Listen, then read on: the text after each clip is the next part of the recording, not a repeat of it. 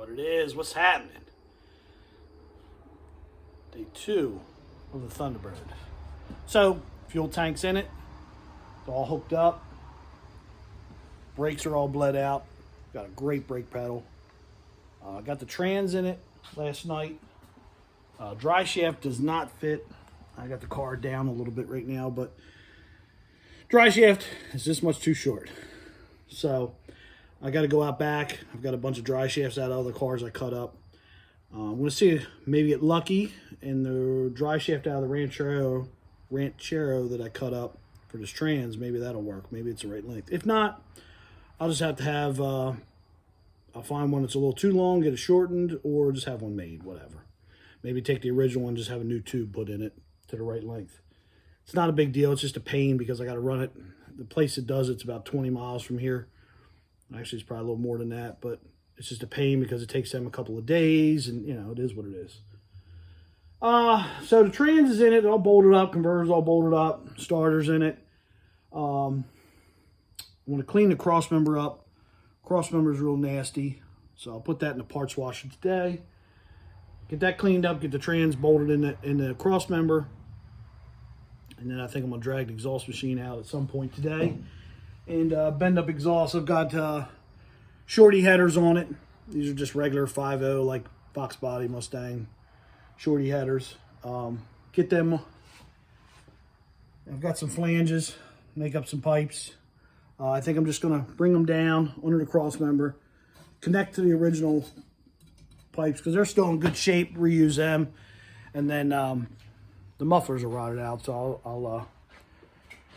I'll make a new piece of tailpipe from here, and then put, you know, the mufflers actually go here. You can see this muffler's rotten. So replace the mufflers. I don't know what I'm gonna put on for mufflers. I've got a set of knockoff Flowmaster mufflers. I don't know if I want the car that loud though, but it, you know, I think it kind of would be cool, but I don't know if I want to listen to that all the time driving. We'll see. I'm trying to use stuff that I have laying around here at the shop to keep the price cheap. As of right now, I think I'm at like 2,500 bucks in this whole car. So the whole objective is put it together and get it on the road for as cheap as possible. Like I said before, it's a really nice car. It's been sitting a lot of years. I think it was kept inside because it's a really nice, solid car. I'm just not making it original. Everything that I'm doing to the car that's not original can be undone very easily. It's not like I've destroyed the car. By putting a 302 in it and that, I didn't destroy it. It all can be unbolted, take it out, put whatever you want in. It's not like I've destroyed the car. So the Thunderbird enthusiasts, oh my God, he's destroyed the car. I didn't destroy the car. Everything that I've done can be undone. So if somebody down the road wants to make this car original, that's fine. I don't. Now, the reason I did not use the 352, the original motor, is because it's a dinosaur. To make real power, to make like some good horsepower, you have to spend a lot more money than you do. I'm not saying that you can't make a 352 run, or a 390, or a 360. You can make them run, but you're going to spend more money to make that run than you could just a small block 302, 50, whatever you want to call it. I could spend less money. I could buy a set of bolt-on heads and buy decent cam and a couple things, and I can make this thing really scream if I want. But at the end of the day, I'm not building this to be a screamer. I'm building this to be a cruiser. 302 will be fine. 302s were in big old Galaxy wagons and all kinds of crap, you know, so it'll be fine. But the whole objective is to put the car together cheap with what I have here, use stuff that I've bought over the years, and probably, if I don't use it now, I'll be one of those old guys that has all this shit laying around. Why didn't you? I was going to save that for a project down the road. Well, this is the project down the road that you should just use it on. You know, you see what I'm saying? You save all this crap for all these years. Oh, I don't want to use that intake. I'm going to save that for something special. What? This is special enough. Use it. So that's what I'm doing. Everything that I've got is crap that I've bought for some other abandoned project or something I was holding on to for some forsaken reason. Just use it. So that's what I'm doing. I'm using what I have laying around. The transmission, for example, it's a good working trans. It's not a popular trans. It's a 3-speed FMX. A lot of guys don't use them. They're aluminum bell housing, cast iron center. aluminum tail shaft. Guys don't use them because there's not a lot of performance parts for them. They're heavy, but for this project, it's perfect. And it worked fine. It came out of a 79 Ranchero that I cut up with rotted out frame rails. I sold the motor out of the car. I used body parts on the car to fix another Ranchero that I have. So just use what you have, you know. This place is full of stuff that I need to do something with. So I'm doing something with some of the crap now. So it's coming along really well. I'm pretty happy so far. Car's got a great brake pedal. The girlfriend, she can't wait to drive this thing. Which, you know, at the end of the day, I can't drive all these cars. So if she wants to drive this thing, I'm all for it. I'll put it together. I like building them, putting them together, making them run. Far as I can tell, this thing hasn't seen the road since 72. It has an inspection sticker on the windshield, and on the license plate it says 72. But what's confusing is, and the only thing that I can think of, because I'm not from Pennsylvania, so I don't know, is the tag is a bicentennial tag. It says 76, and the sticker says 72. Now, the only thing I can think of is maybe these metal plates were issued long before 72 because they knew. Maybe you could request that tag. I don't know. I'm not from Pennsylvania. Leave a comment. You know, maybe somebody from Pennsylvania understands that tag. I'm not quite sure how that worked or works. But either which way you look at it, let's just say for conversation's sake, it hasn't been on the road since 76. That's still a long time for a car to sit around and be in this kind of shape. This car had to have been kept inside. I mean, at the end of the day, this car's got very, very, very little rust. I've talked about before, it has rust right here.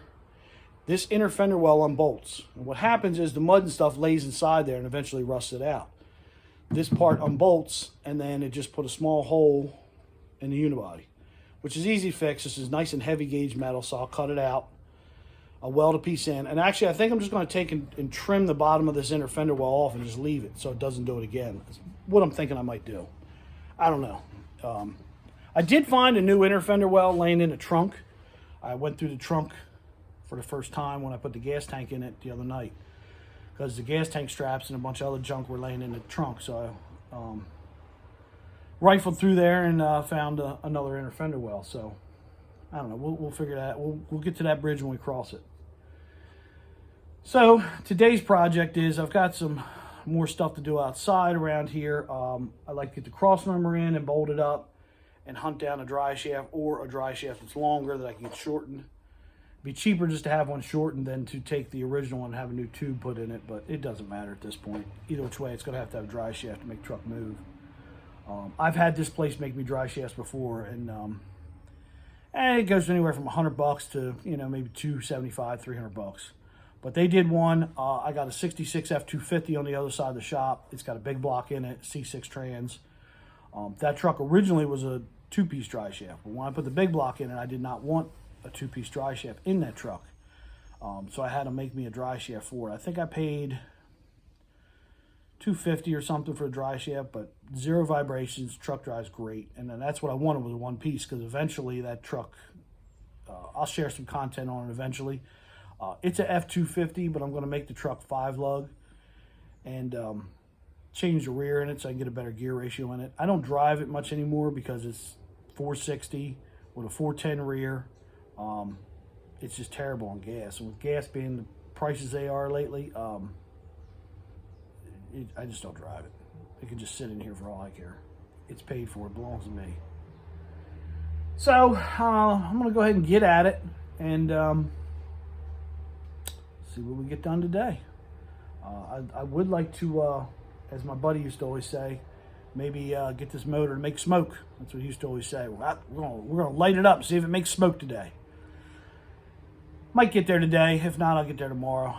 There's just so much crap I want to do today around the property. I let things go, and it's my fault, you know. It's just junk outside the door. You know, there's a seat there. There's a door over there. You know, that's the subframe for the wrecker, you know. Somebody brought me 4 tires the other day. It just gets a little out of control. I'm going to get all this crap cleaned up. That truck's here for exhaust manifolds. I might start on that today. I did do a pretty interesting job.